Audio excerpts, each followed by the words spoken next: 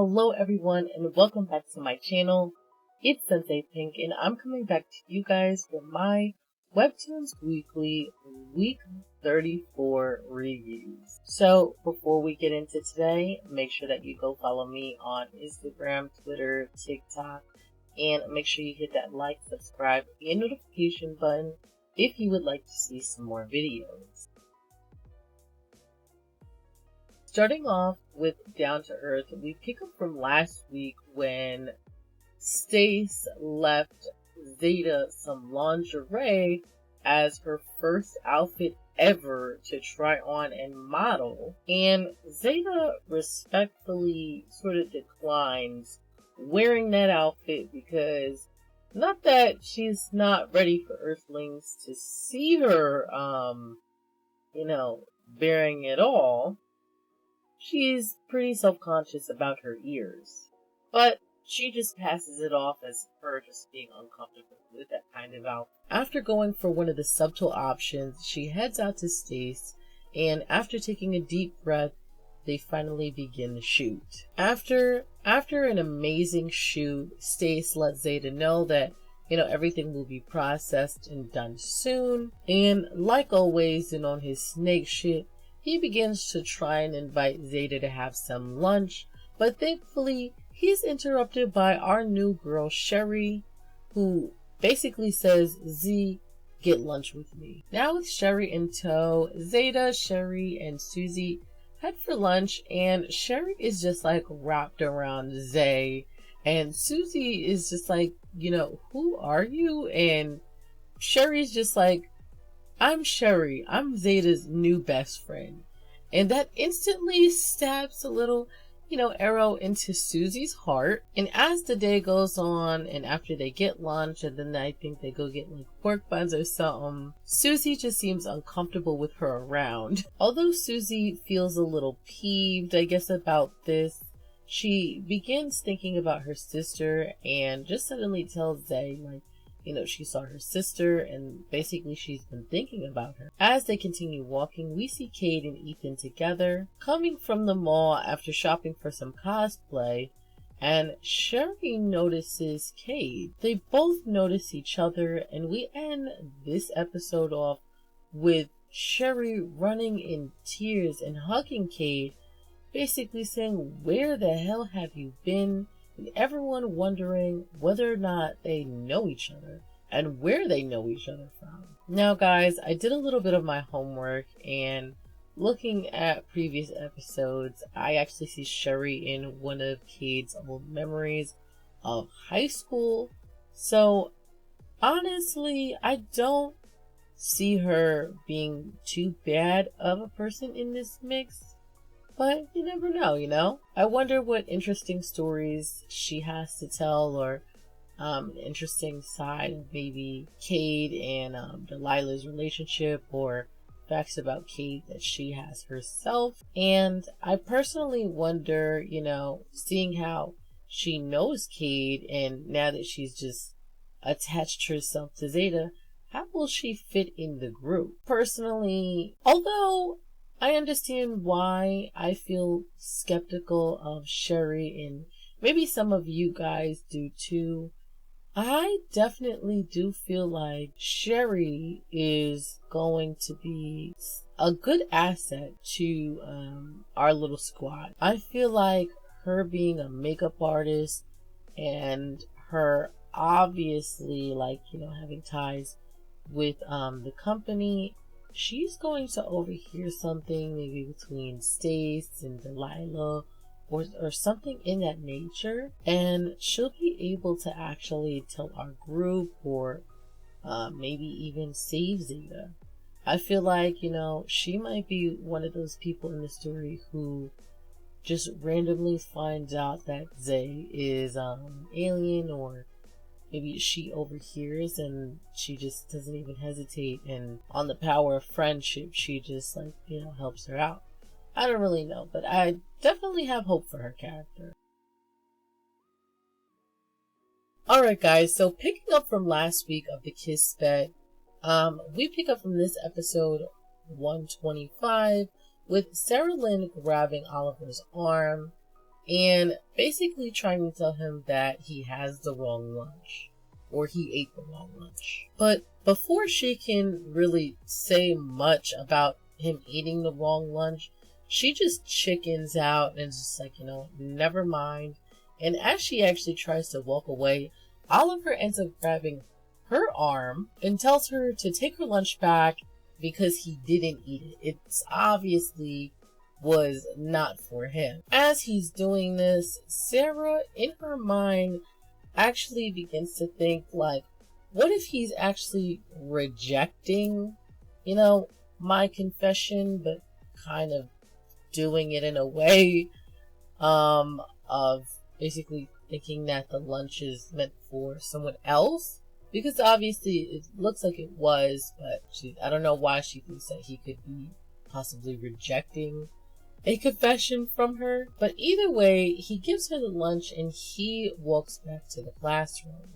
Now in class, he takes off his glasses and takes his seat to eat his lunch, but he has his hands in his face. And here comes Sarah Lynn right behind him, coming to his classroom to eat lunch with him. Sarah then begins apologizing for the other day. As we know, her imagining that he said she wasn't good enough to be with his brother, but he's just like, stop apologizing. And she basically presents him the lunch. He begins eating it, and it's very delicious. As he's eating his lunch, Sarah notices that he doesn't have his glasses on, and she notices that obviously he doesn't have his glasses on, but that his eyes are greener than she thought they were. She begins asking whether or not he can see with or without them, and after a little bit of back and forth, she reaches for his glasses, and these two just can't stop touching each other here and there. But after they sort of lightly touch, she takes his glasses, tries it on, and confirms what I'm pretty sure we all know. He's pretty blind. As she's trying on his glasses, she's just looking around and basically making comments about, like, how does he see? This is basically like, I can't see to save my life. This is so blurry. Oliver then just grabs her arms as she has the glasses on like this, and we get what Ingrid needs to make into a body pillow. Okay, he's looking over her real cute, and Ingrid, I'm gonna have to save that picture, and I don't know what I'm gonna do with it, but it'll be by my bedside, just so you know. And that's the end of this week's episode. So my thoughts on this episode, these two, I love them. I just love them. I can't wait until that confession that was in the wrong lunch is actually real. But yeah, these two are too cute. And it's so obvious that they're just so into each other and they're just trying not to be. But yeah, there's nothing more that us Olivera stands can do is but wait. We can only just wait because they're good. They're made for each other, man. They're made for each other. And you know what's really needs to be made? That body pillow of Oliver, Ingrid. And that body pillow of Oliver, it needs to go into production on Redbubble or wherever you're making your merch immediately, okay? And when you do, I'm asking that you send me that sample. I don't know how you want to draw him. He doesn't even have to be shirtless. It could be just like that. But you know what? I'm pretty sure that with that body pillow next to me, I'll get some good sleep at night, okay? So, with that being said, let me move on to the next webtoon of the week. Alright guys, so getting into the final webtoon of the week, we pick up from last week's iconic episode of Lord Olympus, where Percy basically saves the whole underworld and mortal realm and everything. And in this episode, we pick up with her and Hades snuggling and waking up to each other and basically wondering, if it's all real. As these two flirt and Hades talks about, how he imagined having her come back with a parade and everything, and not obviously, with her coming back to basically save the world. Hades has a sudden realization about what happened to his dogs, and he calms down once he sort of hears the voices of his friends and loved ones around. The two of them finally get up to find Hesta and Amphitrite in the kitchen, cooking it up, and they bring them news that the dog handler just brought in the dog. After snuggling up with the dogs and having a little heartfelt reunion, Hades begins to ask, what happened to Cerberus? And Percy's just he's being looked after in the mortal realm. Cutting in, we get Poseidon, who instantly jumps on his brother, saying that he missed him, and we also get Percy seeing Hera, Amphitrite, and Aphrodite approaching. They pick her up, and Hera is just like a queen, should never be seen in such condition, and take her to get all polished up. We also see that Eros has joined the party, and he mentions that, Hera has a good point. And Eros and Poseidon and Hecate, she's just in the room, but they begin washing and taking care of Hades. Basically, we get a parallel of these two getting dressed and polished with, I guess, both, I'm going to say their teams, and both of them are asking, or in shock about the series of events that happened, number one. Number two, obviously it's been a long time in that sense. Number three, again, they're just in shock that the underworld finally has a queen.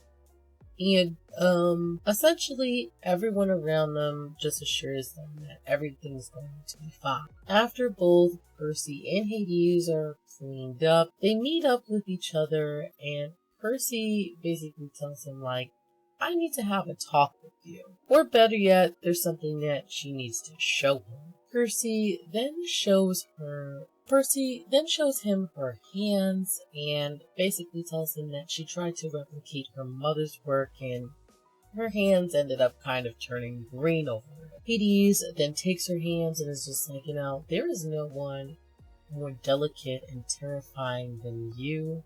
And as these two continue to flirt and hug and kiss, and we even get our lovely Hades doing his singing, which for some reason, I missed Hades singing, and I don't even know if I've ever heard him sing before in any other chapters or episodes, but it feels like I missed Hades singing. And on the side note, when that gets dubbed, and this is an anime or something, I pray that the dub is just on point with that. Again, as these two are flirting, we then end this episode off with them encountering Zeus. Now, quite frankly, starting from the end of this episode, I don't know what Zeus can do that, now, starting from the end of this episode, I just don't understand, what Zeus would do, or why, if he decides that he has something to do,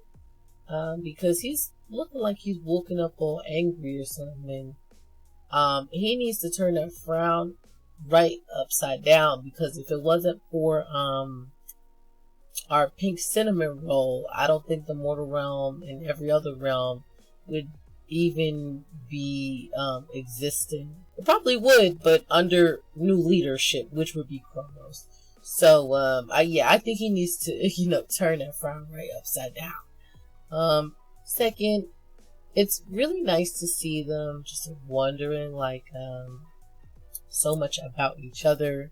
To see Hades in shock about, number one, me having an underworld, number two, his relationship with Persephone, and then the same thing on the other side with Percy, except it's a little different. You have Percy basically asking Aphrodite out of all goddesses.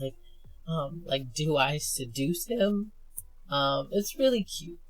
I mean, it's just nice to see that, even though they've gone through a lot, and it seems like they're an established couple per se, they're still in that, like, dating and finding out and having to learn things about each other phase. So it's really nice, and I can't wait to see actually more of it in this webtoon. Alright guys, so that's gonna do it for this week. Let me know what were your thoughts on these webtoons of the week personally. If I had to pick a favorite out of all of them, it's really hard because y'all know I'm an Olivera stan, and I ride hard for Olympus. I love Down to Earth too, but this week Down to Earth, is a little bit more tame. This is versus a body pillow picture of Oliver versus a couple that always has my heart fluttering. I can't choose one between those two, but let me know which one you guys maybe feel like deserves the #1 spot. As always, guys, don't forget to like, subscribe, and hit that notification button, and follow me on all my social media below, which includes my Instagram, TikTok, and Twitter, and any other social media platforms that I have listed for you to take a peek at. Thank you guys for watching and sticking around with your favorite sensei, Sensei Pink, and I'll see you in the next one.